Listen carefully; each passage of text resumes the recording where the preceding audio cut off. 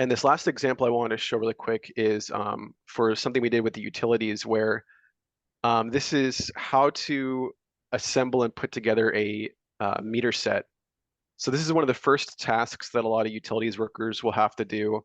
And this is one of the biggest strengths of mixed reality is that instead of watching and then doing, so like you watch in a classroom or you watch the instructor show you how to do it, you learn while doing. So you get a wrench in each hand and then you get your first step of, okay, take off this plug, put on this part.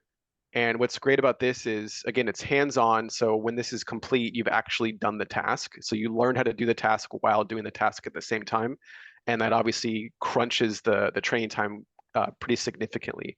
In this example, we actually turned a half day of classroom training, sometimes even a full day of classroom training, where at the end they learn how to do the meter into 1 hour of training. So they just put the headset on with no prior experience, and this walks them through every step of how to put together the entire meter and even activate service.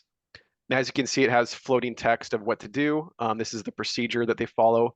And then there's holograms of each part. So they just kind of paint by the numbers and follow the parts as it goes along. And they can put together and they can this also improves a lot of confidence because even if they know how to do it in their head, but they've never touched the tools or they've never gone out and done it, they're very hesitant to get hands-on. So this really brings new people up to speed quickly. And it's also a great refresher training for people that may already know the process, but they haven't done it in a while, just because it walks you through and you get hands-on really quick. So this is a really amazing time to be doing training in these types of applications because the bar has been lowered now so that more people can get involved and get hands-on. And the cost and the time to develop an app like this has shortened a lot.